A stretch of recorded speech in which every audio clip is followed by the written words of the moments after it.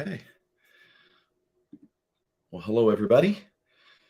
Um, as promised, a little bit late. I had an episode with some back spasms earlier, and so it's been a little bit of a challenge this evening. But I wanted to just begin with a couple statements before we get too far into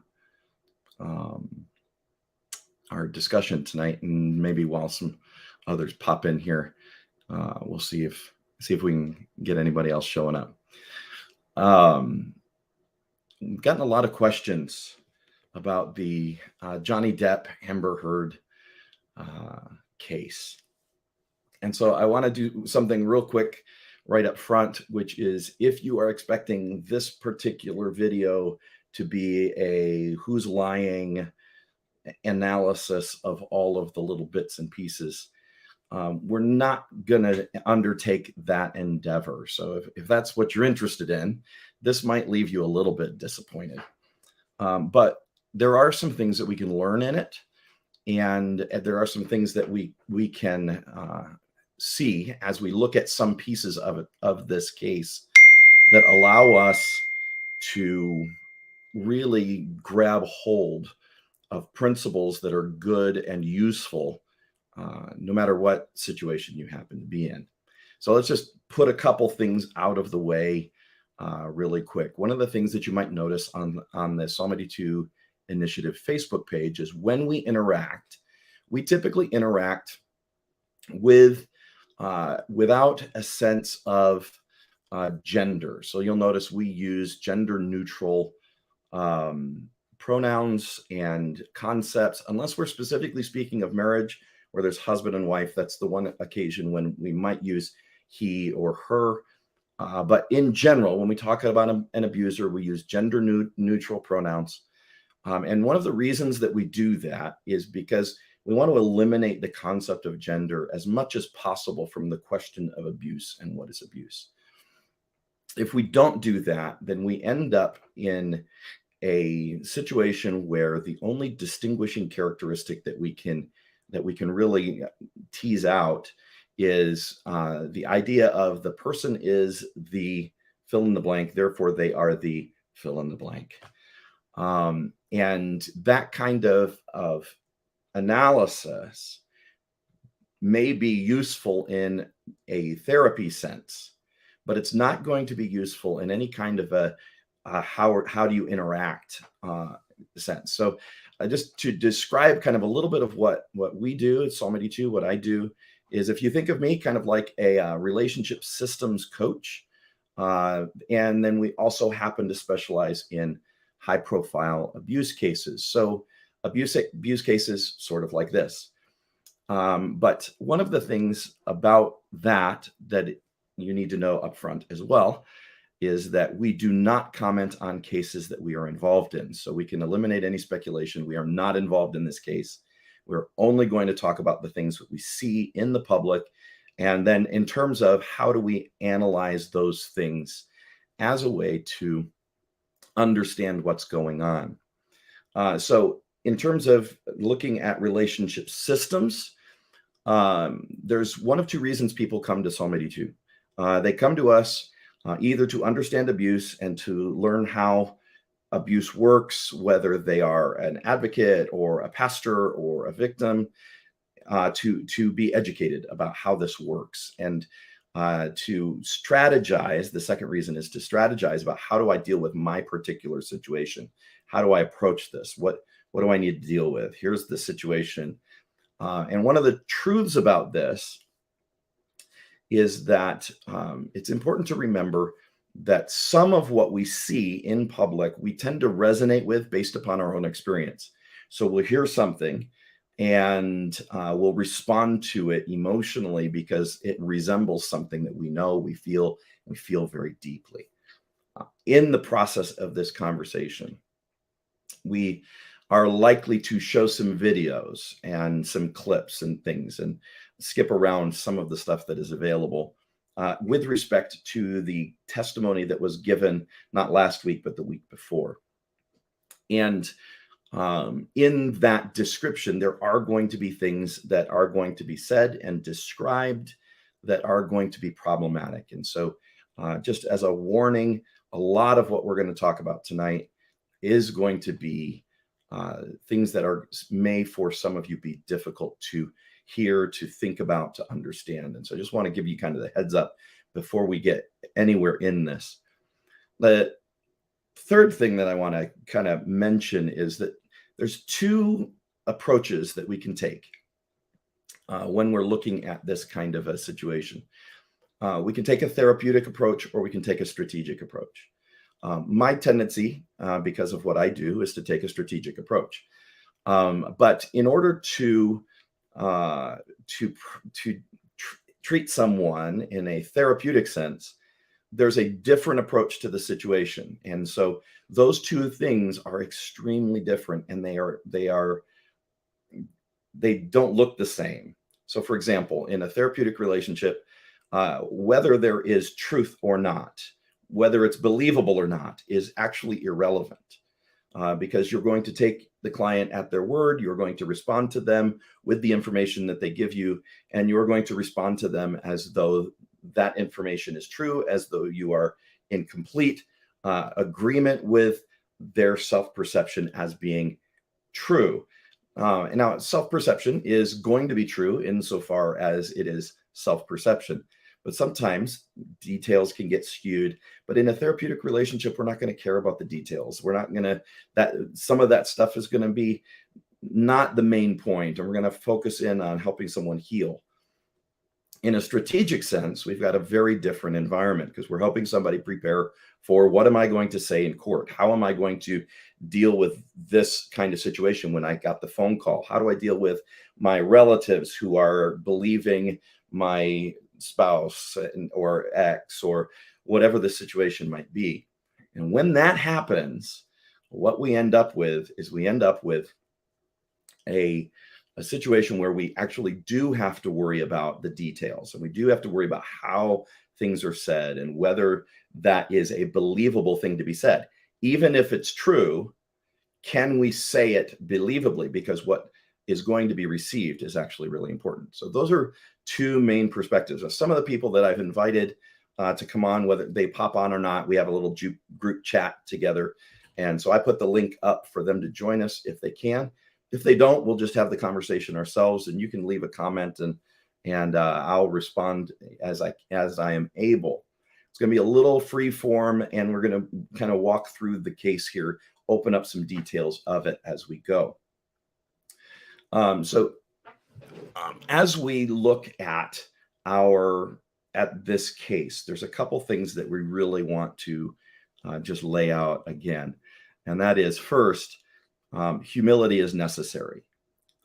We don't know, and that we don't know is really important.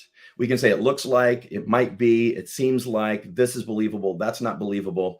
But in terms of knowledge, it is important to be cautious, because the things that we don't know are vast.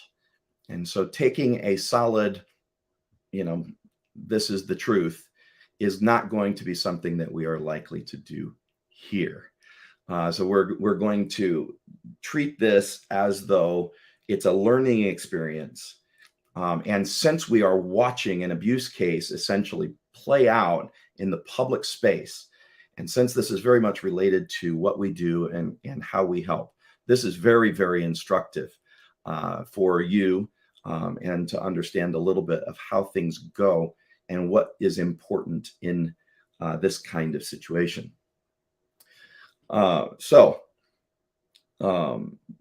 The other thing that's important as we look at this is to maintain some sensitivity towards victims who are seeing this in a very personal way.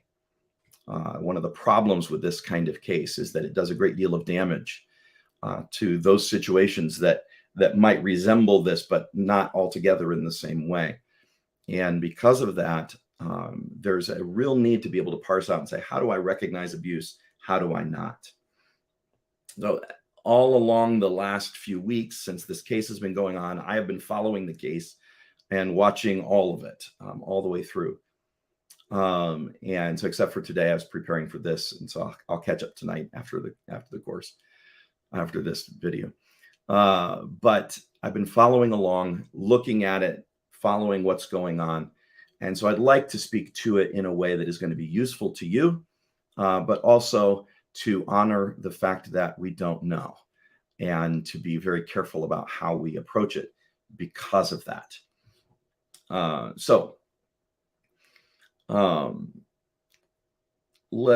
Let's just go about it this way. Let's see here.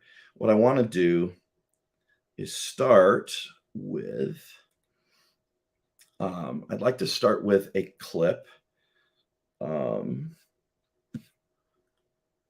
And I want to just bring it up here just for a second.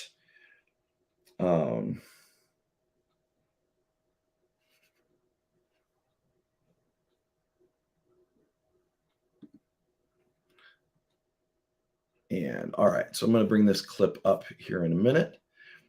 And I need to share a screen. Is that right?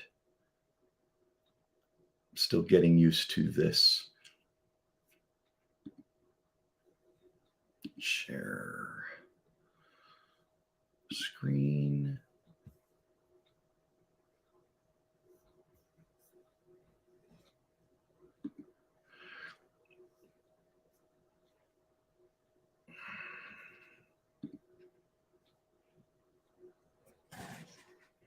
All right, so it's going to be a little picky here with me. All right. All right, let's see if we got that here. And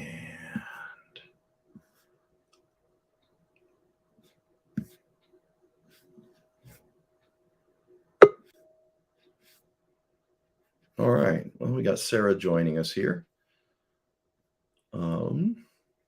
So let's bring Sarah in here real quick. Hey, Sarah. Hey.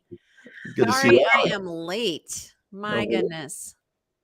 I'm just figuring out how to get my screen up here. I'm just plastering your logo on my forehead right here. I see that. Oh, man. So what I've just kind of given a bit of an introduction and just kind of went over that kind of the introductory thoughts that I put on the document that we shared. Okay. Let me get that pulled up here. And so what I wanted to do is just give introductions. I give a bit of introduction what I do in terms of systems coach. Go ahead and then if you want, introduce yourself while I figure out how to get the next video up. Sure. Well, hi, everyone. It's good to see you tonight. I'm sorry I'm a little late hopping in because and my kids had a bunch of events today, and we'll just leave it at that. It's been an epic day at our house. So what I do is a variety of little things, kind of like Tom does too. But I specifically work with women who are coming out of traumatic relationships, and most specifically with mamas.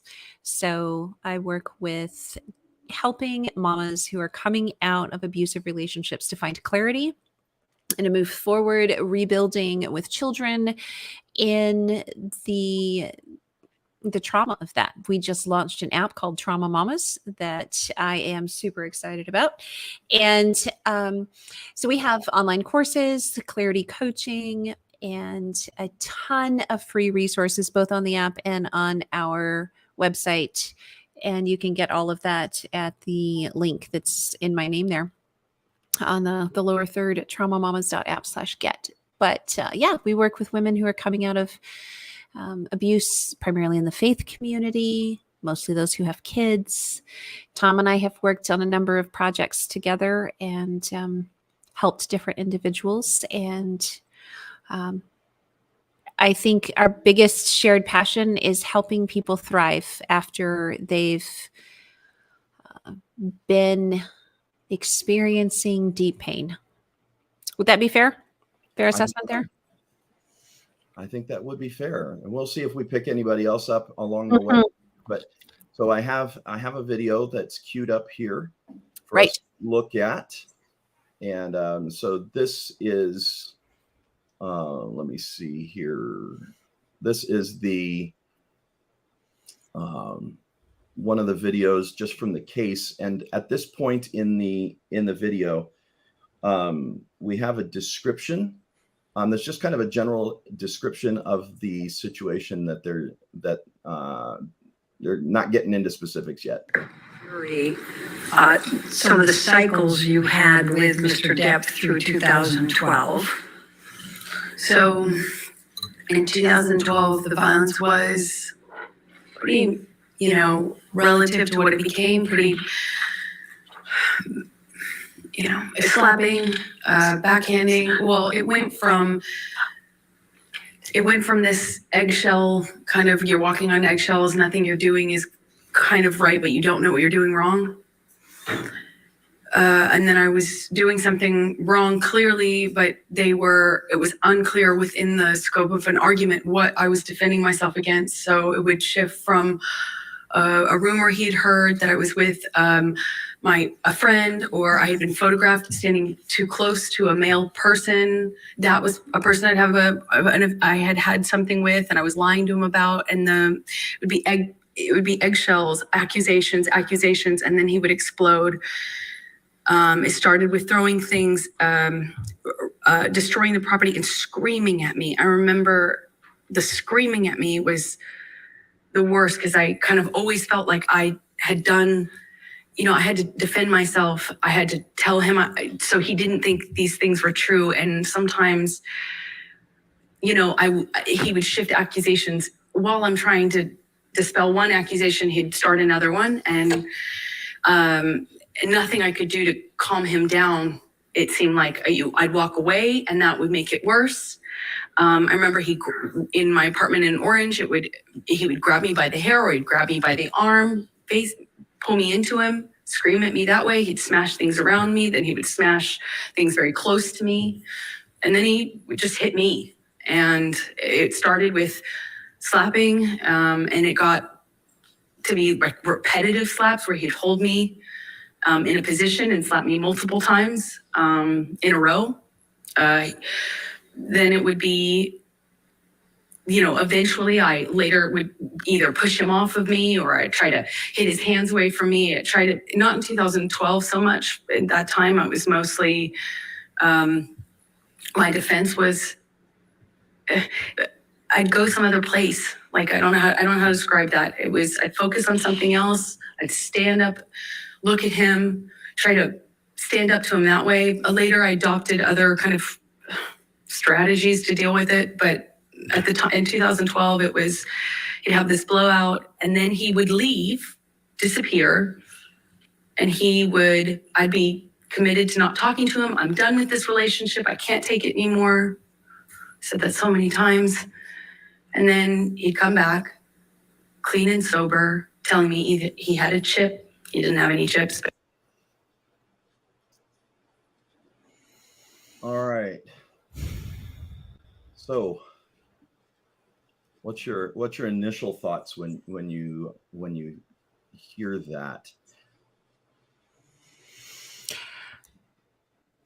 I have a lot of initial thoughts. So I know that some of these that you have queued these up, but just FYI, let me back up just a little bit. I've been asked almost every day for the last several weeks by someone or multiple people what my thoughts are on the Depp Heard case. And I have not made any comments. I've just said, hey, I'm waiting until things are over before I make any comments. As well, I have not followed a ton of the coverage and the outrage because I wanted to be able to look at it once the trial was done. So I have not previewed all of these videos. I'm going to just say that straight up front. I did not go and analyze all of them. So when I'm looking at that and I'm seeing that clip for the first time,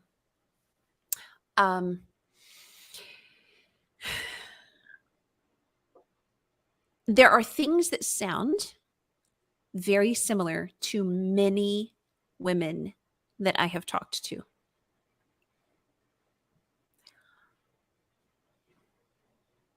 And there are also things that sound very inconsistent. That's one of the things that I noticed on the inconsistent is the going to another place and the standing up for yourself and fighting back.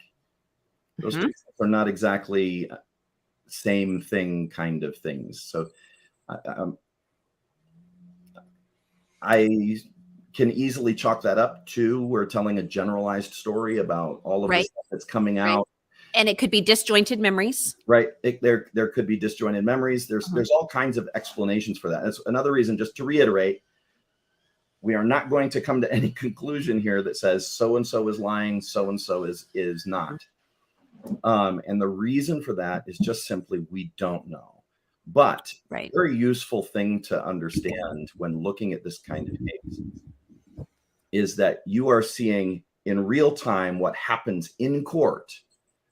And when you're discussing these things, and then also how people are going to be interacting and receiving the information. And so when I hear this description, I think this is a very accurate description of abuse. And so if someone were to come to us and were to say this, then what we're dealing with is we're saying, yes, that makes a lot of sense why there would be abuse and those kinds of things. And so we would want to ask questions and kind of dig in deeper and say, okay, explain this to me. If we're in a therapeutic relationship, it's not going to be that. There's a completely different thing. If somebody's coming to me and saying, I need help dealing with my particular case, that's going to be different than if somebody's coming to me and saying, I need to understand how to communicate this. So I'm going to be asking a lot of questions, especially when I get generalities. So I want to move from generalities to specifics fairly quickly. Any other thoughts on that clip? I probably would need to, goodness, bumped my desk and I'm like earthquaking over here. I would probably want to watch it 2 or 3 times more to have like very specific thoughts. However,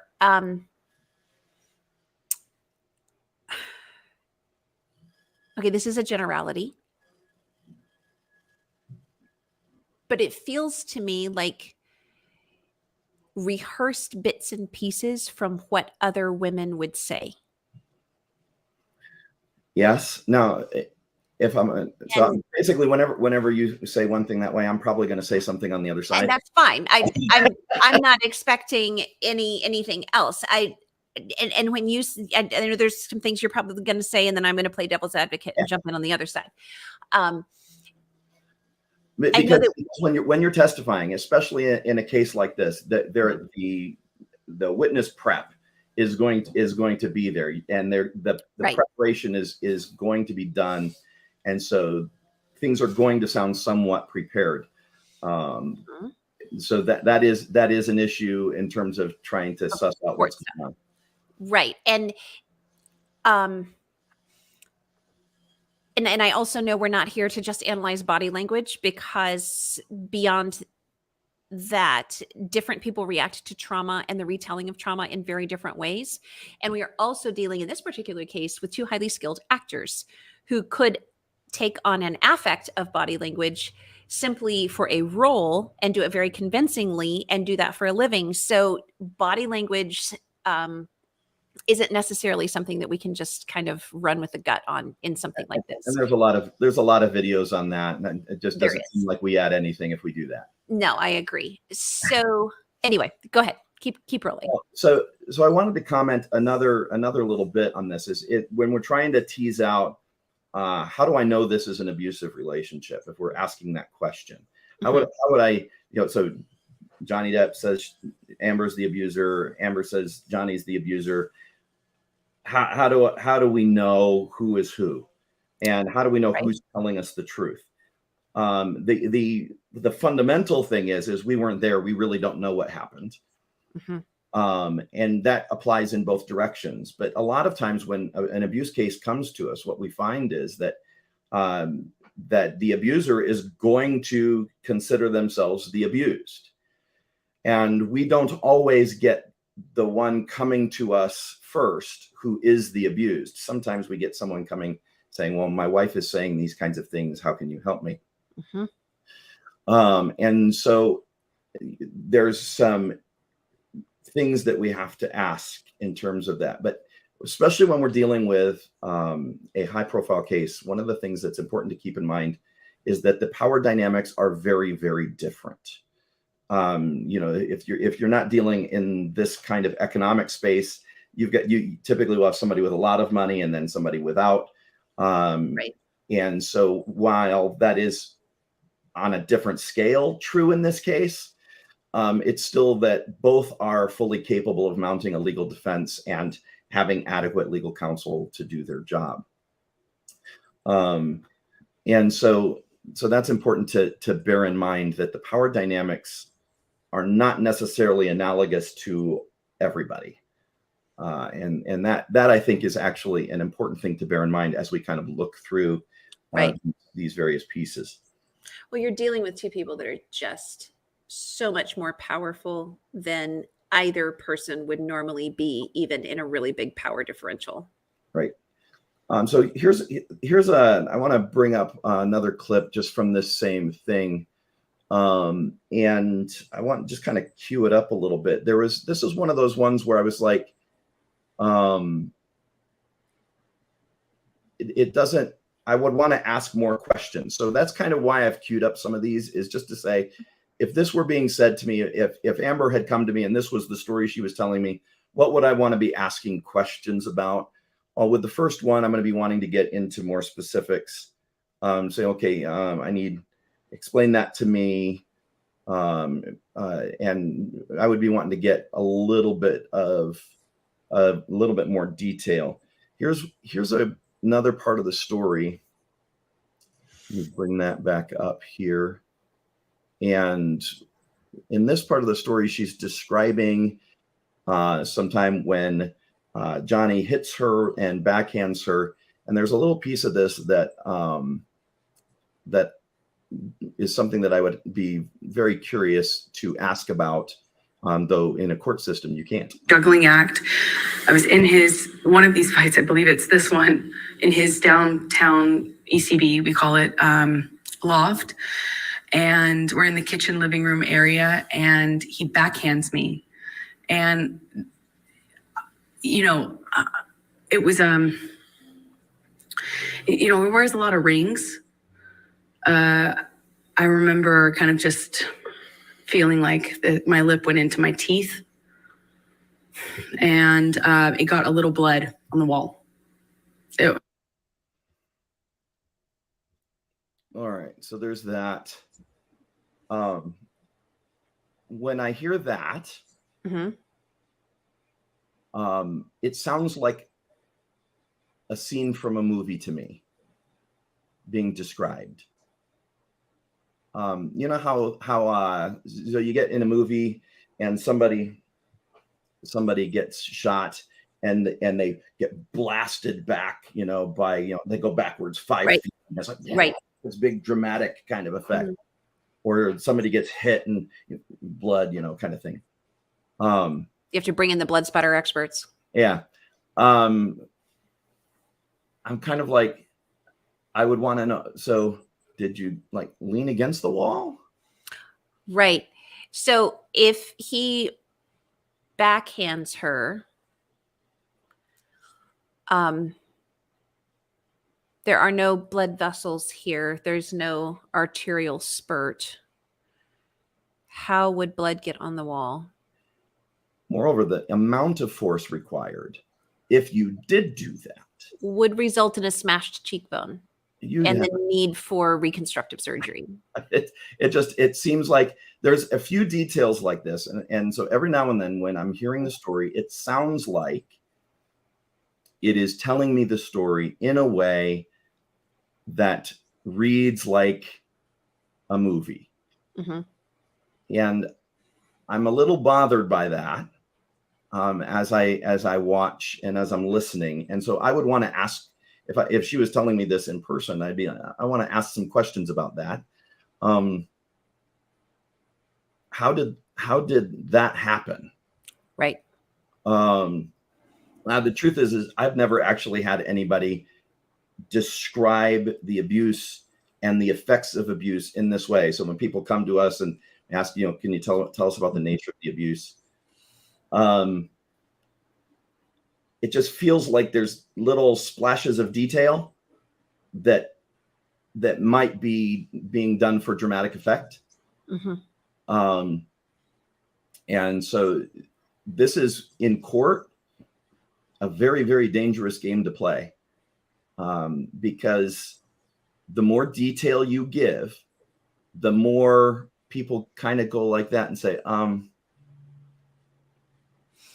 well, if you don't have incontrovertible physical evidence or proof, third-party proof, for every bit of physical detail that you give in court, you're opening yourself up for a rebuttal that will make the rest of your case unbelievable. and that's going to be a recurring theme in this, because as I'm watching, I am bewildered by Amber's legal team Mm-hmm. allowing this much detail in her case. Mm-hmm. Now, if she had to go and have a reconstructed cheekbone. Oh, and then, yeah. And there was pictures and there was medical documentation and there was evidence and there was charting and there were records and there was surgery video and there were photos with sutures where her cheek was smashed in or her nose needed to be rebuilt or her lips had to be redone because of that level of, and I have seen, I mean, do you remember Mel B from the Spice Girls and the footage, the camera documentation, the images in the documentation of how badly she had been assaulted, that kind of level of physical evidence to back up a similar claim, then you would want to put all that detail out there, right? You would want to go into great detail about the physical damage incurred because you know you have all the medical records and documentation to back it up. And this is, this is a really, it's a difficult thing. And so, when we look at this story, this is another one of those cases where I'm going to assume in each discussion that I'm receiving the truth and how I would interpret it if I was receiving the truth. Right. She had told me this and telling me truthfully, he did this thing. I would want to know about the blood thing. That would leave me kind of curious. And so my curiosity meter would be going off, but I don't have anything to say, no, it didn't happen. Right. We're just raising questions. Yeah, but it's a question that is there. I had a similar thing on this same video. Let me bring that up here. And so it was, let's see here. I've got to bring it to the right spot. No worries.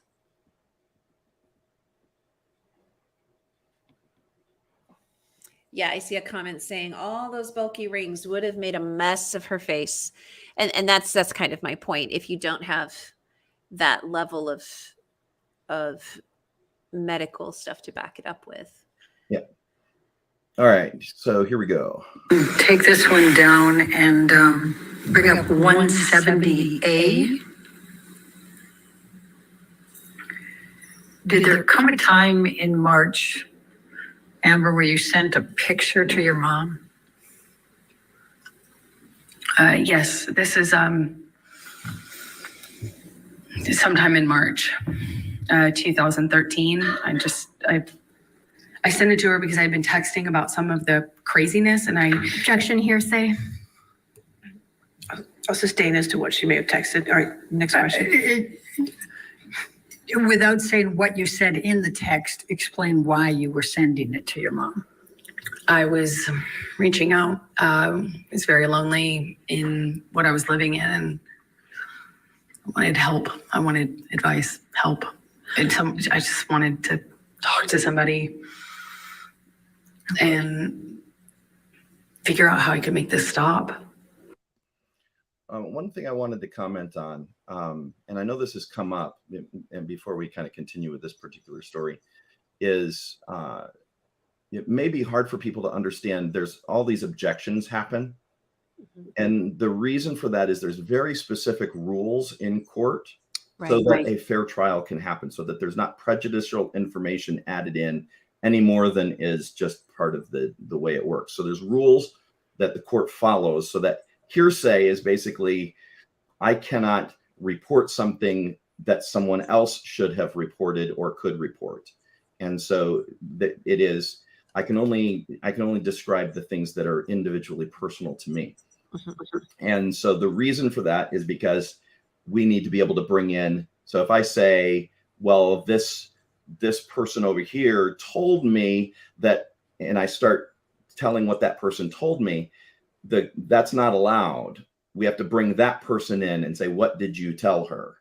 And there's those kinds of things. We need direct involvement in that. And so sometimes it can feel really frustrating for people watching this to say, what in the world is going on?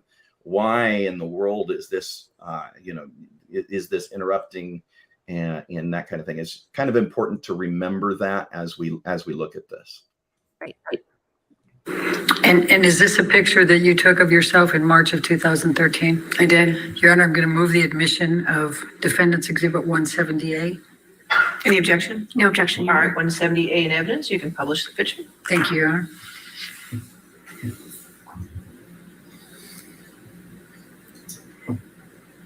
And how did you sustain that bruise, Amber? I had thrown Johnny slapped me. I walked away from him and that made it worse. We got into like a shouting match.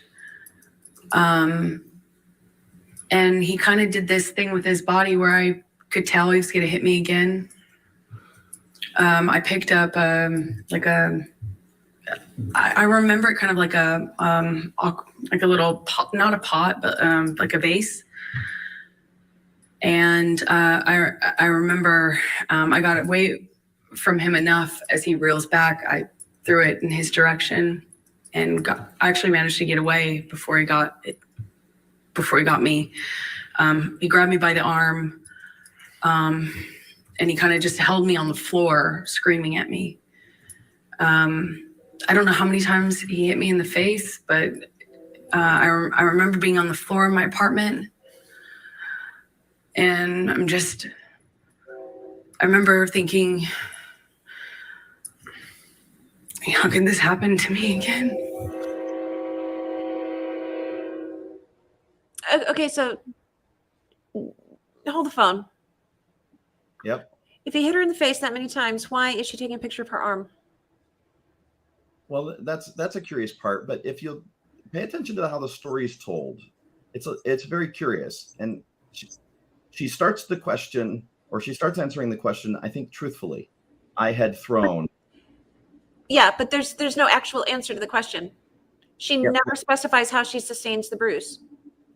Right. Well, I think she's saying it was from a grab. She says he grabbed her by the arm, but then she puts all of her emphasis on, okay, let's just say you asked me, how did you get that bruise on your arm? And I might say, well, I had thrown this and I picked up that and I saw that he was going to slap me. So I threw this and then he grabbed me by the arm. I sustained the bruise on the arm when he grabbed me. Yep. And yes, I threw something first, but like everything else. So first of all, it looks more like a blunt impact. It does not look like an arm grab. There's no like fingerprint. I mean, I've seen arm grab bruises. Yep. It looks like. But that looks like a punch. Yep. Or like a boxing match or a leftover workout bruise or something like that. And I'm not a bruise assessment specialist, but she's not. She ends up focusing on the fact that he slapped her over and over again while holding her down on the floor. Did I get that right? And I'm wondering, if he slapped her that many times on the floor, why is she talking about him just grabbing her arm as the main part of the story? Why is that the main event? And why is the picture not of all the bruises that would be on her face? So this is one of the examples, and just assuming the truth of the story. Mhm. This is one of those examples where extra details really cause a problem for your testimony. So if you are testifying against an abuser, that question, the lawyer wants a very specific answer. You give them this big, long, trailing answer. And what you've done is you've just given something to discredit yourself with. So, for example, they were face to face throwing things at each other. And then all of a sudden, the distance is closed. He grabs an arm and throws her against something somewhere. We can't really tell where. And then they're on the ground. And the narrative becomes like, I'm not sure how that actually happens. Now, it's true that trauma can disjoint Things are very fuzzy. But it's one of those things where I'm kind of saying, normally the disjointing, even though it's disjointed, I can string it together in a way that makes sense. Mm-hmm. I can say, okay, that detail, they line up. I don't usually get the disjointed and then am left with those two things can't both be true. And sometimes I'm listening and I'm feeling like, I'm not sure that is how it worked. Here's another question, or just another aspect to throw out there. She's got a top-notch legal team, right? And they would have given her profound amounts of witness prep. So it would not be someone who is a skilled speaker, practiced. It would not be out of reach to assume that the legal team would have been teaching her and prepping her to give extremely short, concise, brief answers like court wants you to give. I would stick to the facts. I'd be surprised if they didn't, unless they have an ulterior plan that is not necessarily for the winning of the case. Right. So if she were a victim who wanted to prove that this had been done to her, her attorney, in my experience, would be telling her to stick to the facts, keep it as brief as possible, give nothing extra away, and speak what you can prove. And only say what can be proven. Yes. And so that's part of about this case that really kind of leaves me curious, is there's so much communication. Now, maybe we're trying to win over the jury, trying to get them, tell the believable story. The problem is the more details you give, the more chances there are for misunderstanding, and the more likely that a story is going to be discounted. And Amber runs a tremendous risk in this case, because all it takes is one provable lie, and all of a sudden the jury is like off the bandwagon, right? Even if they might otherwise believe her. And so we've seen this in a lot of different cases where details that might have been slightly misspoken end up being used to discredit, even if it's not, even if it is actually a true thing. The details can actually bite you just because. Well, and I mean, you're opening yourself up on cross to have the other team's attorneys come at you with every possible bit of potential inconsistency. Yep.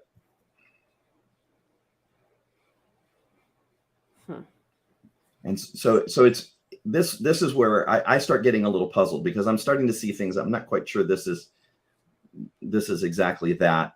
And I'm a little confused by the details not quite matching up. There's enough there for me to go, and then there's other times where I'm just kind of like, not sure. Right.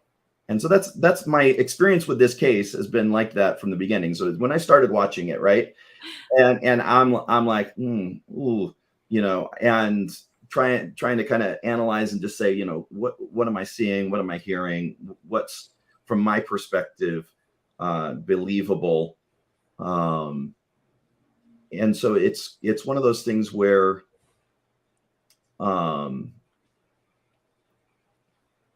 it leaves me kind of curious. Right. Scratching your head instead of feeling like you have answers. Right. And the same thing, I had the exact same thing, by the way, watching other testimony that I just kind of wanted to focus in only on Amber's testimony here, because that's the piece that's going to end up being the make it or break it here.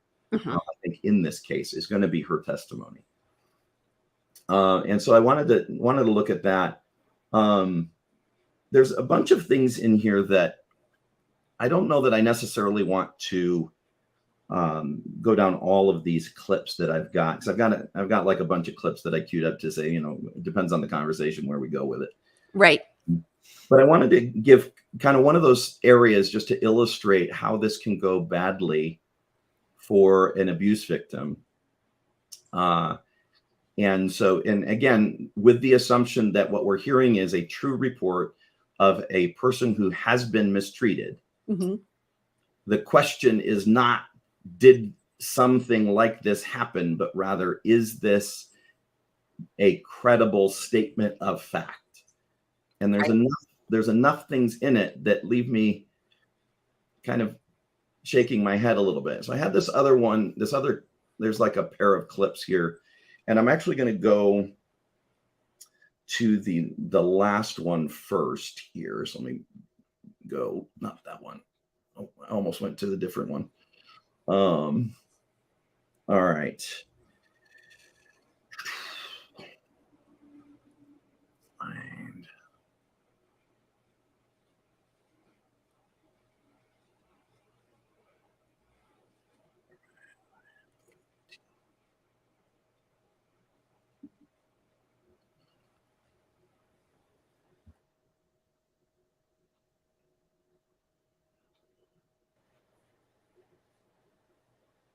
All right. I just realized I don't have it shared. No worries. Let me bring up the share here.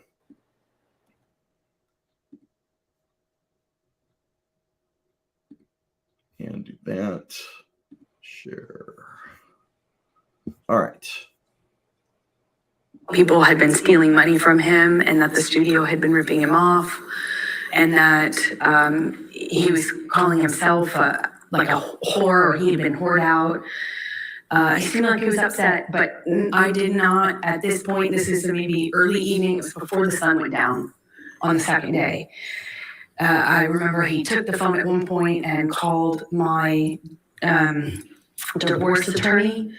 I had at some point prior to this got a divorce attorney, or not a divorce attorney, a domestic relations attorney to do a post-nup, because we got married in February, and there was never any mention or talk from Johnny about a prenup, but I had interactions with his sister, and so I thought, oh. All right, so he makes a statement there that is never any talk with Johnny about a prenup. It's now earlier on the same day, we have the following discussion.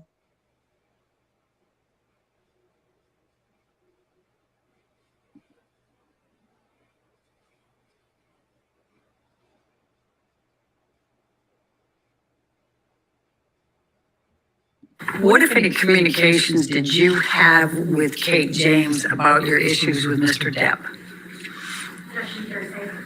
Objection, hearsay. Ms. James has testified. Sustain the objection. All right, we can take that down, Michelle. So now we're coming to the next question. In the February, I'm going to jump to February, March 2016. What, if any, communications did you have with Mr. Depp about a prenup? Well, after the engagement, but before the engagement party, I started to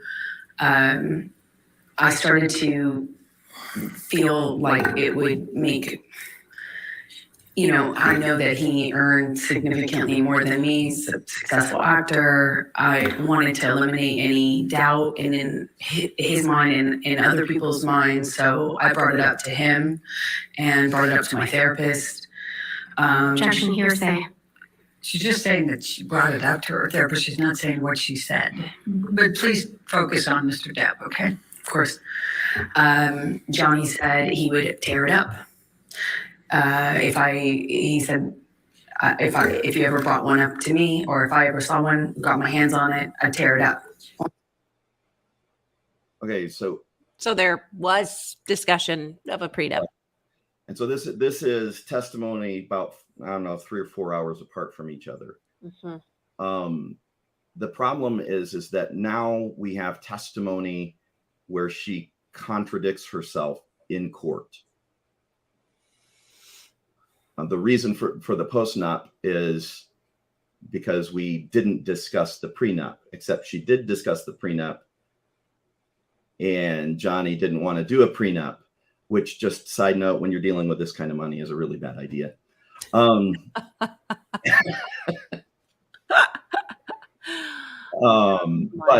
But what's interesting about this to me is, again, let's just assume Amber's telling us the truth. Mm-hmm. She slipped her mind. She forgot. She's thinking postnup versus prenup. She's right. So maybe postnup didn't come up. That's what she meant to say.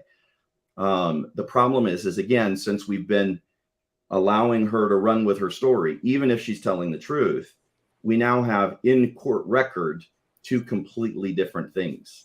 Right. And so it's really, really problematic to be spinning the story on the stand, and I am left puzzled by Amber's attorneys doing that. Except why? That gives me kind of this, just a wee bit of pause, right? Right. Why would they let her go on with that unless if her winning is their goal? Why would they let her go on with that? Right. That's a very curious thing. And I'm bothered by that, but I'm bothered by it in a couple points. So I know I said I wouldn't say who was telling the truth and who was not. But what I am going to do is say what I think is true, or what I think makes the most sense when I look at the situation. Right. Number one, I don't think Johnny is a model husband. Oh, come on, Tom. I mean, surely I can assert that without too much risk. Right. I don't believe that this was a healthy relationship by any stretch of the imagination. And I'm left with a lot of questions, but then I'm also looking on the side of Amber saying, okay, so he does drugs, you do drugs. He drinks, you drink. He blows his top, you blow your top. He hits you, you hit him. Mm-hmm. If I'm ticking off all the boxes to say, you know, what's happened to who, right, with the single exception of sexual abuse elements, whatever she says he did, she says she did at some point in the court, in the case. So if I'm left ticking the boxes, I don't have a lot, but I don't think that's the way this ought to go. And the way we understand abuse is the recognition of a power imbalance. Yes. And the problem with that is we end up with a question of who has the power? Who's the one strong in the relationship? And this is where I'm most bothered by Amber's testimony. She wants me to think she is a strong, powerful woman who stands up and fights. Mm-hmm. And she wants me to think that she is a controlled woman who has no choice. And her story goes Veers back and forth between the two. Well, okay, so when we're talking about the power imbalance, Yep. and you and I have had conversations about this because we have talked, while I have not watched all these clips ahead of time, we have talked about this off and on over the last several weeks now and then.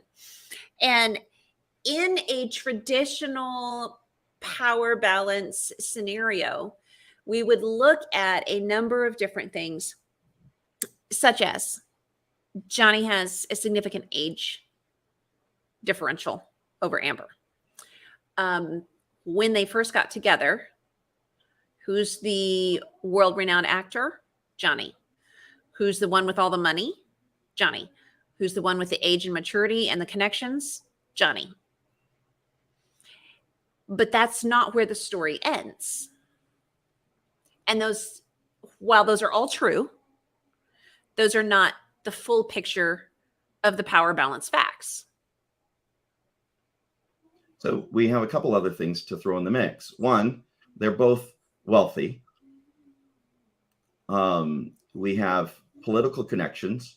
Mm-hmm. And in Hollywood, image is everything. Mm-hmm. And so an image assassination, character assassination is enough to completely derail a person's career, which we've seen in this case. Right. And so that is a tremendous amount of power that a person can wield. In fact, there's a clip of Amber yelling at Johnny saying, "Nobody's going to believe you, and go ahead and try it and see what everybody says." And her prediction was actually correct. That's, he didn't get believed. And now things have flipped. And so when I went back and started peeling out why,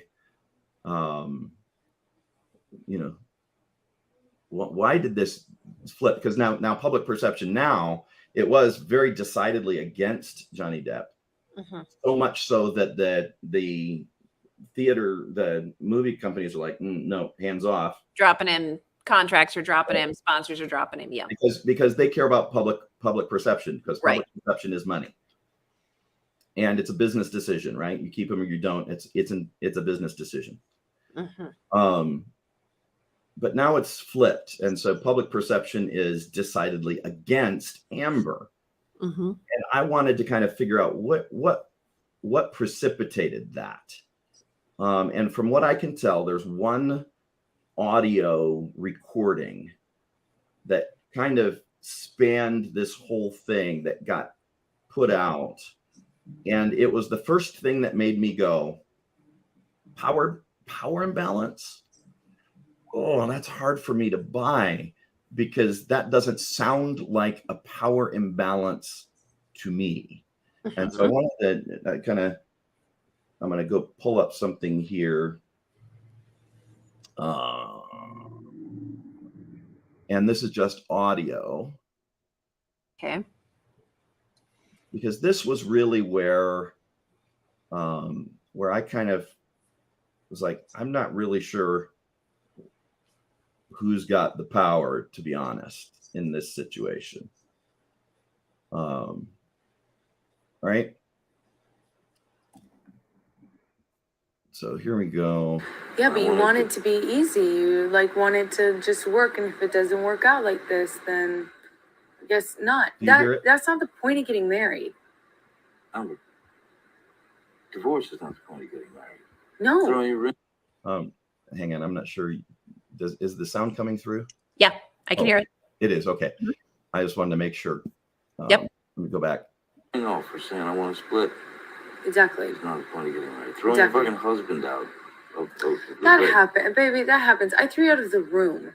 I didn't throw you out of the house, and you were already on your way anyway. You know that's a fucking step one for you is taken off. So what the fuck am I supposed to do? You can't blame me for that. Going down to the couch, man.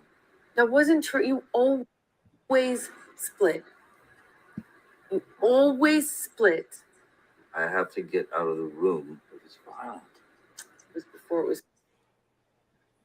So this argument, this entire recording, it's about 4 hours long, so we're not obviously going to go in it. But that is her big beef with Johnny in this whole exchange, is that he always runs away when it starts getting hot. Yeah. So when it gets violent, when she's being violent, He wants out of there, he tries to leave the room. tries to leave. Okay. And so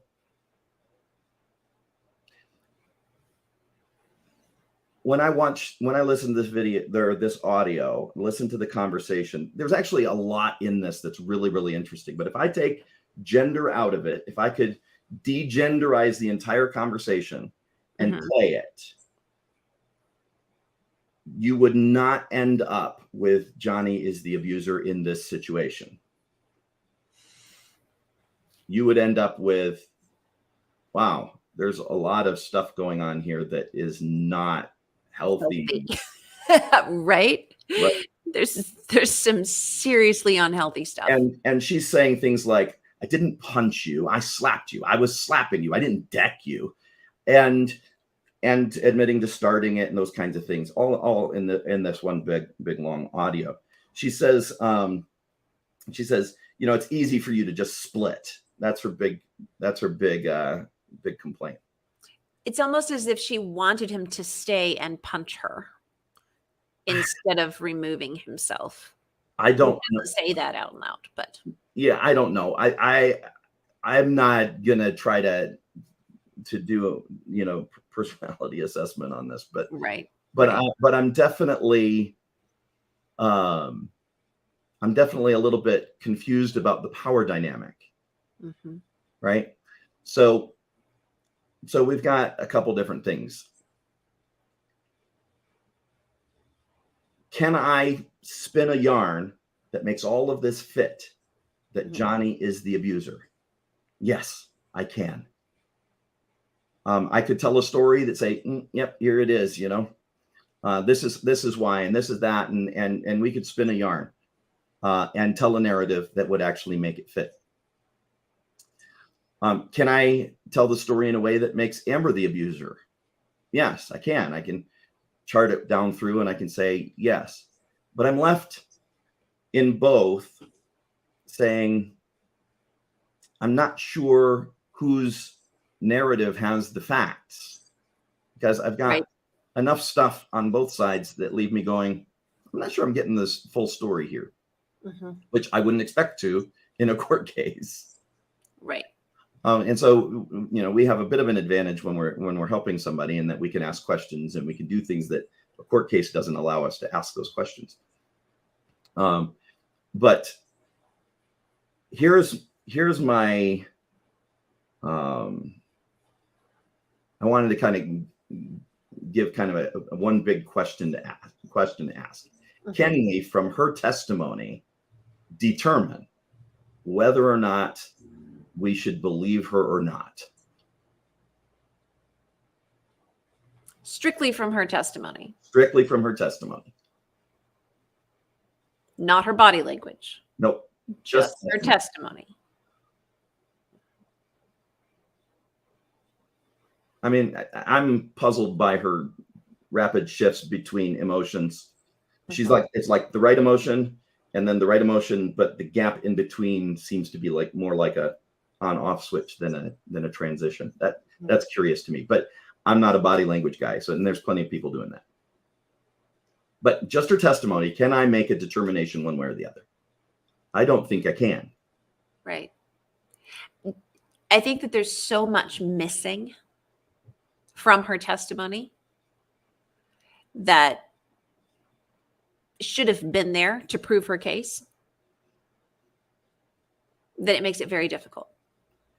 Yeah, I'm a little concerned. I mean, if you're on the side with Amber saying, I believe Amber, her case is this is where. So let me go back now to the big picture here, right? So right. Zoom out. Eagle's eye. Yeah, Tom Pride strategist, put my hat on here.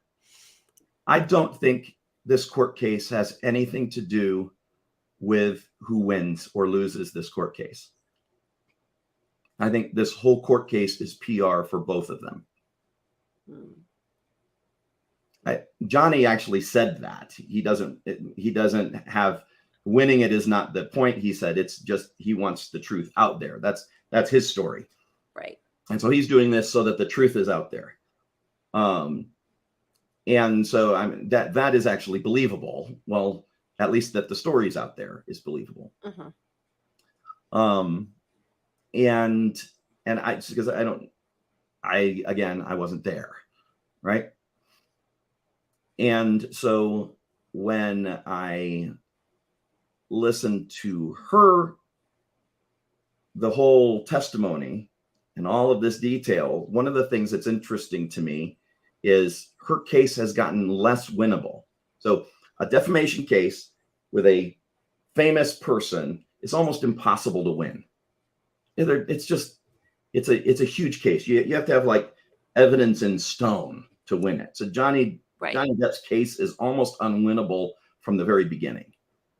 And I think it's a really important point to just pause and remind everyone watching, this is not a criminal case. No. This is not an abuse proof case.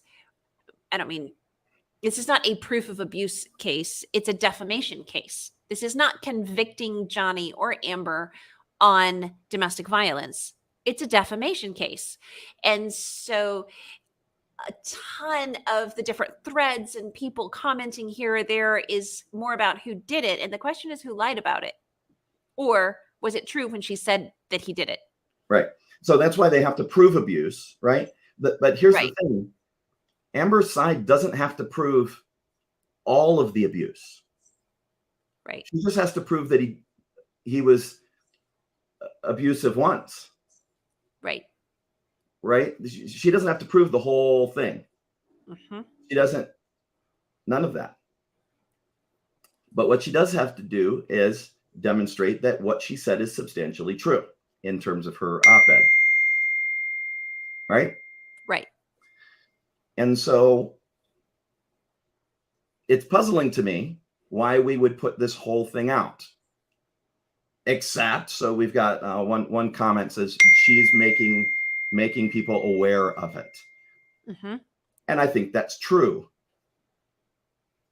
I believe that this is raising awareness, as evidenced by how much we're getting out of it, how much we're hearing in terms of our own work. Right. And so that leads me kind of to where I was ending is no matter what we're doing with this, it's PR one way or another. Exactly. It's not really about a legal case. It's about PR, whether it's good PR, bad PR, genuine or not genuine. There is no bad public relations or press. In this case, there is. Well, I'm just saying, if you're going back to all PR coverage is good PR coverage, then they are winning on that level. Yeah, I suppose I'm not entirely sure that that's a universal truth, but essentially what we do, because what we do at Psalm 82 Initiative is kind of like PR in a lot of different cases. And so it's just a very specialized strategic sense. But when I'm watching this case, I'm bewildered at how it's being handled. Right. And I'm left concerned on a couple fronts. The first is I'm concerned because the lack of credibility in some of the things that Amber is saying discredits the whole idea of believe people when they say that they're victims. Right. Because this needs to be credible, or any effect at raising awareness for abuse is muted. And because if it's not credible, then you just got a bunch of people saying, see, poor man, men have it. All women are liars. Men have it rough. And that whole narrative. And then, so that's one side of it. And then the other side of it is the truth is because of the nature of what we do, it's not uncommon for us to get the weird cases where there is actually a woman poisoning her husband slowly, and he's left having to try to prove that he's actually the abuse victim. Or why do you stay? Because I'm staying to protect the kids. And the the mom is, murderous of the kids, and there's those kinds of things are real things, and they really do happen. Right. And they really do need to be addressed. And so the idea of can a man be abused is absolutely. But what we're looking for is that relational dynamic. Right. We're looking for those system things. They're looking for the entitlement, and I have a right to behave this way, you don't. And those kinds of conversations. We're looking for entitlement. We're looking for coercion, trying to get your own way. We're looking for the control, and it has to be my way or nothing. We're looking for compliance. The person saying, okay, whatever you say, I'll do it your way. Right. We're looking for those kinds of things. We're looking for intimidating behavior and threats. We're looking for looking for the gaslighting and the manipulating and the deflecting, and that's not my fault, and the isolation. Right. And so here's my challenge. In terms of, this would be a fun exercise. If I was teaching a course on this, I would make this an assignment. Listen to the audio of that one conversation and tick the boxes between all of the 8, all the 8 relational tools and elements. of Yes. the tools and elements, and just put a score box, Johnny here, Amber here, and just tick the boxes. It does not end up, out of that only that conversation, it does not end up well for Amber. Now, does that mean that it's not in other places? No, it could be. And again, I wasn't there. I'm just getting a little snippet. But it's enough for me to want to say, hey, here's some things to think about. And there's some important stuff in here that we really need to consider. Same though with that question about if you did the tools and the elements of isolation, deflection, manipulation, intimidation, entitlement, control, coercion, compliance, just listing those off for those who may not know the 8 elements and tools that are watching right now, because I know you have a number of people watching at the moment. 562 currently. Yes, which is fabulous. Welcome to all of you. So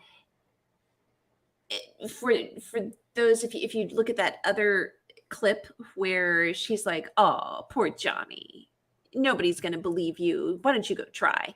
The isolation and the deflection and the manipulation in that are so profoundly, it's just sickening. And you and I have both talked in the past about when we work with women who are terrified of someone who has been manipulating and controlling and gaslighting them, their children. They're just like, their abuser is pumping a fog machine into their life and they can't tell which way is up. You don't hear women who are terrified of their husbands, especially women who are terrified of physically violent husbands, turning around and taunting them. Oh yeah, go try. I'm going to do this. That kind of cocky attitude is not something that indicates that she was in fear of him the way that other statements indicate, where she was saying, when she just says, oh, I was so scared of him, I was afraid of him, making that statement is not consistent with taunting him and telling him how nobody will believe him and ridiculing him. Well, this is where I'm confused by a lot of this whole story. And the reason is because we do it whenever someone comes and we work with somebody, we do a threat assessment. Okay. And as part of that threat assessment, what we're trying to do is determine how likely is this to escalate and kind of work our way through those kinds of things. Because part of it is we need to know how to help them. And the second thing is we have to need to know what kind of safety measures do we need to take in terms of our own work here. Right. And so because of what we do, we tend to have people upset. So we have to do a threat assessment pretty regularly about a lot of things. Right. And so when I'm dealing with somebody who comes with this kind of story, so if I take her story, because her story is not terribly out of the norm in terms of the stuff that we deal with. Mhm. When I take her story, her responses in that audio clip don't make sense to me. In fact, the big traumatic event that comes up in her testimony is after that audio, or this audio clip is after that. So after that big traumatic event, after all of that, this is her thing, the big problem, right? Mhm. And the aggression that she shows in this is, if she is telling the truth, it is profoundly unwise. And to not get the response of anger and violence out of that kind of a poke for 4 hours worth of a conversation. It's a long audio clip. Right. It's very odd to have that kind of conversation in the environment that she's describing. Mhm. It doesn't fit. Right. And so that's my biggest problem with this whole thing, is there's too much in it that doesn't fit. Mhm. I'm normally, like, somebody says, here's my story, I'm normally like, okay, come on, we'll believe this, right? Unless you start throwing out things that really don't fit, and then But- you have to ask more questions. but I got to ask more questions, and the more questions I have, the less it's like, well, I'm not sure I want to take any points here. Mhm. I'm going to kind of step back a little, because it's a challenge. And here's where I think some sensitivity is in order for this whole thing. Mhm. And that is that if you take snippets of this whole thing, I can craft a story that is believable in Mhm. any direction that I want. There's so Right. much evidence and data that's in the public domain right now. And so once this is, my father used to say that people prefer to believe what they prefer to be true. Absolutely. And we have this commitment to this thing that we believe, and so we can fit all the data to it. And so it's like the old statistics adage: enough facts will tend to agree with your opinion. If you look for the data long enough, you can find something that agrees with you.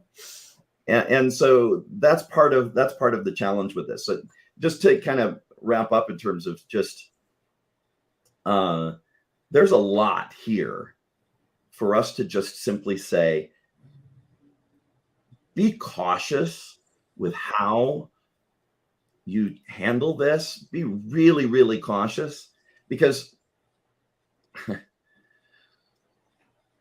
there is a line of truth that says Johnny is the abuse victim, and it's plausible. Mhm. And there's also a line of truth that says Amber is the abuse victim, and it's just playing out this way in the scattered way just because of the nature of those things. Mhm. I mean, even both of them, they both have their own forensic psychologists on either side. I mean, it's like both, either side. And so you're kind of, be cautious and humble about how we approach this. Right. And so that would be my encouragement, is I think just it's really a dangerous thing to just put a stake in the ground and say, I'm on team so and so. Right. If I can jump into just kind of backing that up. I mean, I have 5,000 women in private support groups that are dealing with horrifically abusive, traumatic situations where they are trying to get safe, or they have tried to get out and they are now safe and they're trying to heal. And so I'm very, very strongly supportive of women who are trying to get out of and heal. after abuse and trauma, as are you. I'm not saying that me in contrast to you. I'm saying just speaking for myself. Yep. At the same time, we have to recognize that there has to be space to ask questions, because if we cannot say when it is appropriate, and I'm not saying that it is, I'm not calling it on this, I'm keeping it open, but if we cannot say when it is appropriate that women can lie and women can be abusers and women can be manipulative and women can be deceitful, then we are removing our own ability to look at facts and stay credible. Yeah. If we always say, well, just believe the women, then we are saying women are sinless. And only men lie and only men abuse. And we know that's not true. So we I can't say that. You I'm can't not say allowed. that. No, You're no, not no. allowed. No, well, you should. I'm the female in this conversation, so you don't let me say that. And at the same time, we know that domestic abuse is a highly gendered, Yep. statistical situation. Especially when we add the physical component. It is Physical violence. You know, if we limit ourselves, say no physical and only emotional, it gets a little more even. But when we're dealing with physical violence, it is predominantly male driven. And the part of the reason for that is that men tend to be in a position of strength in the relationship. And men tend to be conditioned and taught in many cultural situations that they are entitled to take what they want, whether that is physically or sexually or whatever. Yep. And women are often, not always, but often conditioned and taught that it is their job as women to give whatever is being asked for and to hand it over and to provide that.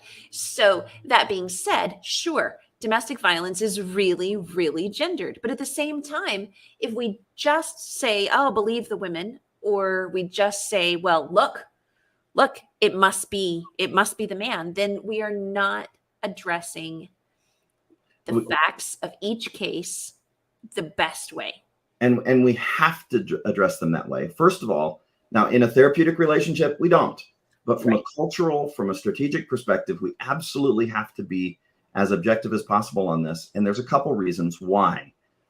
The primary reason is just simply if you say something that's not credible, your case will be less likely to be proven, and that's bad for everybody.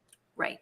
One of the real problems that we've got in our society is we have a disparity in how we view things. So for instance, there was a social experiment done where they had actors with a script, and it was a male and a female actor. And they went through this script that was yelling and then escalating and then hands-on. And so they put these two actors in a park. And they then cataloged the people and what's happening in the watching, what are people doing, and the differences from a societal perspective about how society watches this violence happening, the exact same violence, exact same moves, exact same everything. The only difference is a change in gender. That difference is simultaneously disturbing and heartening, in that there was a lot of people who stepped in and said, hey, you can't do that. But when it's reversed, when the woman is the aggressor, you mean? The woman is the aggressor. As a father of sons, it concerns me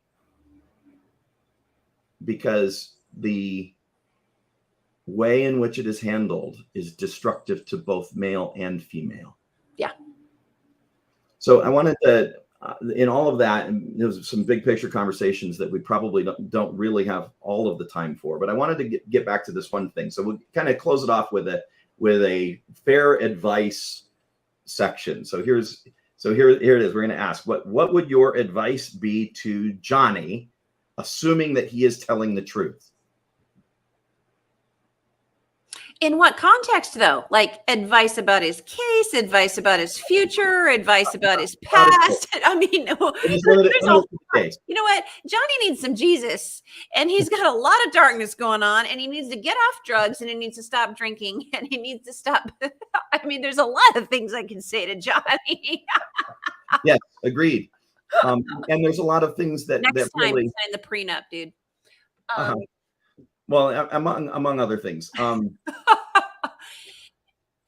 You know, I think I'm thinking more specifically with respect to the case. it was specifically with respect, like my brain just went ping pong all over the place there, like, you know, open advice for Johnny. As far as with respect to the case, I think, again, there's 100 things that come to mind, but I think that Johnny,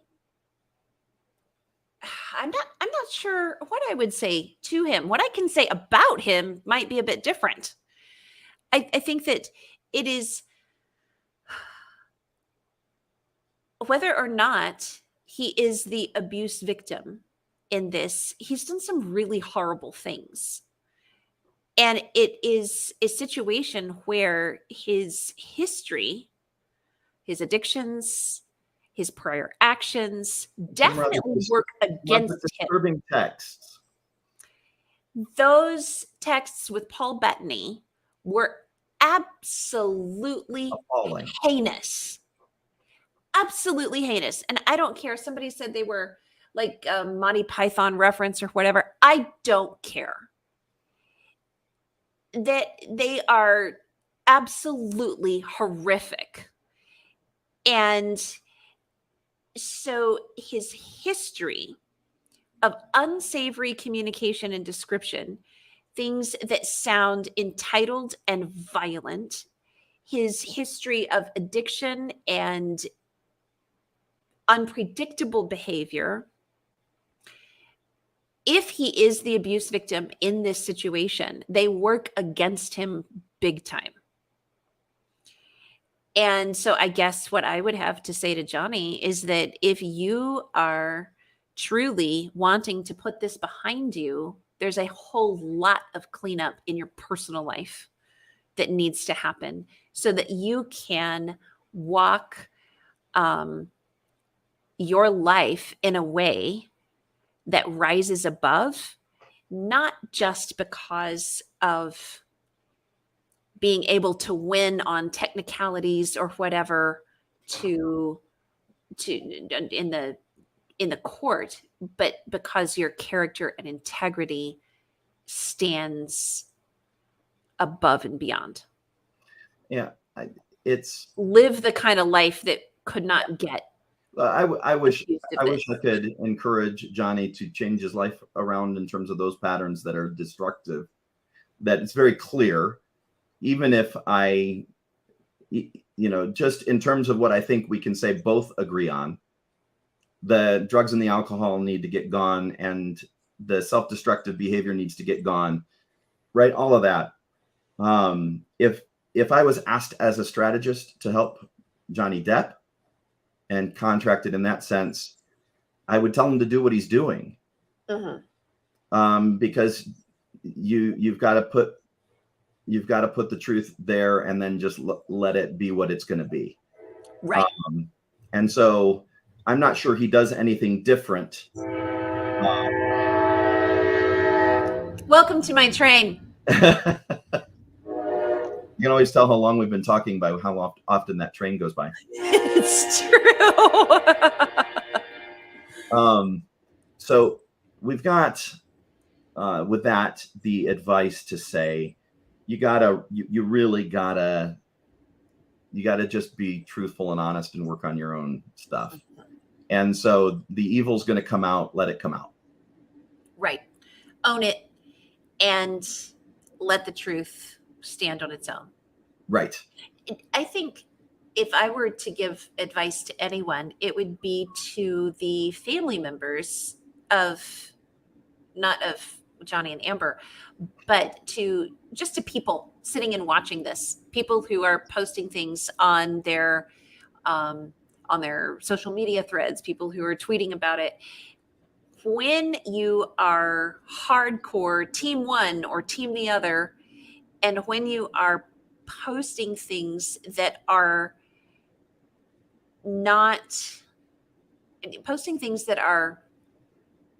very black and white, that are not leaving room for nuance, that are not leaving room for questions, that are not leaving room for curiosity,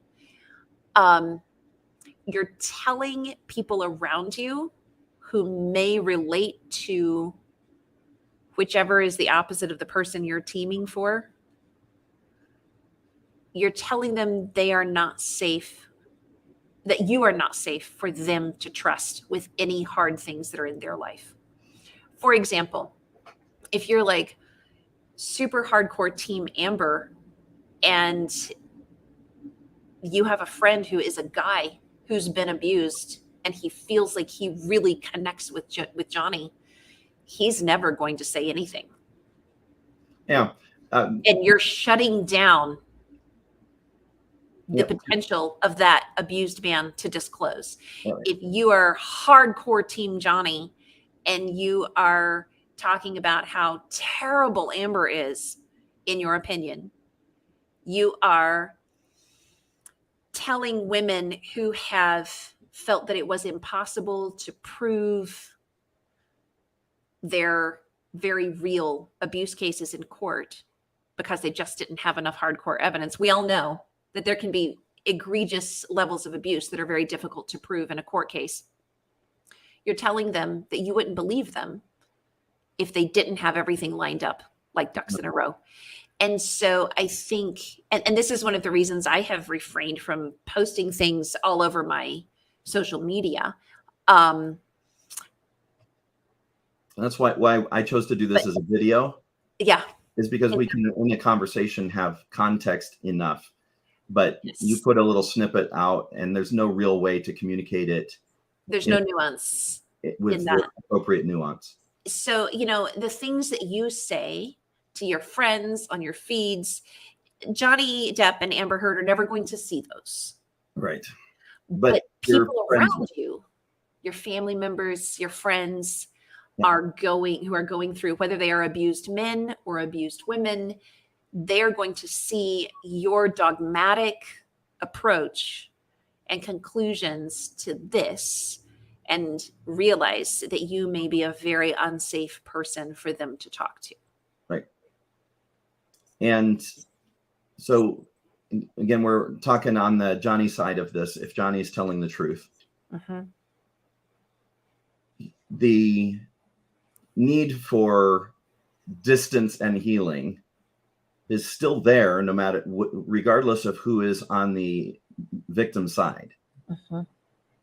And so that ability to speak truthfully, to speak openly, to own your own faults, and to let the truth stand, and then do the hard work of private healing. Most of the time, that's one of the reasons we give the advice to don't speak out until you're well removed from the hurt and the trial of it. So let's do this. And we got Johnny, a few things on that side of it. What advice would you give to Amber in her case if she's telling the truth? It's not going to be that much different, honestly. So for me, it is. For me, I'm gonna tell her to listen to her lawyers and be quiet. Shut up. No, I mean, I guess my mind first went to, look, every problem that she has painted Johnny as having, she's also admitted having. She needs to get herself to rehab. She needs to clean up her life. If everything that she says is true and Johnny was abusing her, then she needs to take some time out of the spotlight. She needs to clean things up, and then she needs to figure out what she can handle. And she needs to own up to whatever is on her responsibility to own up to, even if that's just her addictions. Well, that's going to be part of this is as you listen to all of this testimony. That's one of the disparities that I think is concerning, and I think that would be worthwhile for her to take note of. And that is that when she talks, she is the hero of every narrative, of every conflict. She is the doting one. She is the good one. She is making the right choices and trying to do the right things. And even when she's doing something bad, it's for the right reasons. And if you're going to speak truthfully about abuse as a victim, you have to be able to be honest. That's step number one, which means I got to be able to tell the truth to myself. Yes. Good, bad, or indifferent. That's the only way I can speak the truth to others, is without that piece of truth. Right. It is very, very difficult to be believed. It's very difficult to sustain a believable narrative if you are not very, very closely attached to truth. And most victims have been in a swirl of confusion and abuse for so long that sometimes it's very hard to weed out what is and is not true. And Yes. so to do the hard work of owning all of what is true and stop playing the PR game. Because what I would tell Amber in this is you can win the PR war, maybe, or you can win the court case. But those two things are going to work against each other. Well, and I guess I go back to looking at both of them as humans. If we take away the PR war and the court case, my thought is that both individuals have done some verifiably horrific things. And without making a judgment call on who is the confirmed aggressor or abuser, both of them have made terribly self-destructive choices, and they both need some serious time healing to sort out which way is up.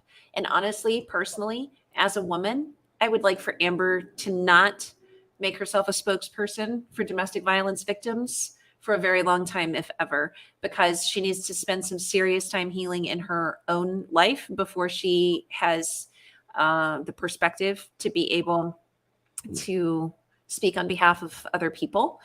And she needs to spend some time with other victims before, just to get some broader perspective than just her own story. And that's giving her a very big benefit of the doubt if she is the victim in this particular situation. If the facts are that she is the aggressor in this particular situation, I would like her to never speak on behalf of domestic violence victims ever again in any capacity forever, because I think it gives a really bad name to those who have suffered long and quiet and have lived in terror for significant chunks of their life. Yep. And so in all of this, in terms of my opinion on this that I've been asked probably almost daily for the last couple weeks, my opinion on this is I believe this case does a tremendous amount of damage to the cause of defending the abused, whether the abused is man or woman, whether Johnny's telling the truth or Amber's telling the truth. This whole situation is hurtful to those truths. On the flip side, we have a tremendous tool that has been handed, and I intend to use it at some point in the future when all of this blows over, to highlight how abuse plays out in court and how the stories play out in court and why certain things are so very, very important. To be very careful what is said, keep it strictly to what can be proven, and all of those things that can be learned by a victim who's going into their own court case and wanting to be believed in court, because it's different being believed in therapy is not the same thing as being believed in court. Right. I saw someone's comment and quite a while ago, just saying, God help the woman who has to prove her abuse in a court case. But, you know, and while that can be very, very difficult to do, this case is a textbook case study in how not to go about that. Yes. And there are thousands and thousands of women who are placed in this very, without the high profile cameras and everywhere, but in this very situation of actually having to prove things in court. Yep. And so, you So know, if you are an abuse victim and you are facing court, do not follow Amber's example in court. correct. It is a disaster waiting to happen. Correct. That is just, it is, when you have enough money to ride over the bumps, it's not that big a deal. And this is just a fancy PR stunt. That can be okay. You can get away with that. But when you're not in a position of strength, of that kind of financial stability, When you're actually scared of the person on the other side of the courtroom. yeah, that brings me up one last thing. I wasn't going to say anything about it, but I'll go and do it. Did you see the clip where she's coming out of the witness box and Johnny Depp is there, and she looks up and sees him and she startles? I have heard it discussed. I haven't seen that actual clip.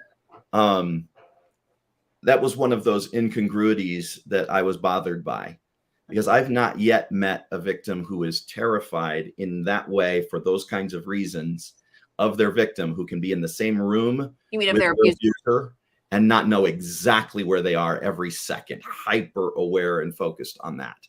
And so it was a bit odd to me to see that, because it didn't scan for me. Mm-hmm. But again, I can say you're an actor, and all of these things, these bad things happen to you. And so you want to make it believable. And so what do? You draw on your skills and you act. It's just, it's overplaying it. So even if she's telling the truth, I think she's turning on the acting too much. Yeah. And I think it's going to play against her. Even if she is telling the truth, I don't think it's going to go in her favor. Yeah. Whew. There you go. Tons of questions and curiosities, isn't Yeah, there? and there's a whole bunch, and there's a lot of conversation in the chats. We are now at 250 comments, And, and 2 hours in, almost hour and 45 minutes in, we're still running at almost 500 viewers. So thanks everybody for hanging out with us this evening. thank you for hanging out with us. We appreciate it.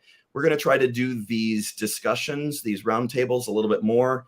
We've got Sarah and I are part of a little chat group that we've got, that we're going to try to be doing more of these things.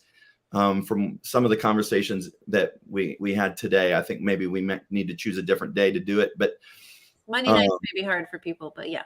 But this is a good thing for us to do, to discuss current circumstances or current events from the standpoint of those who do what we do. Mm-hmm. And so I think it's useful. But blessings to everybody, and stay humble and kind. All right. Good night, everybody. Good night.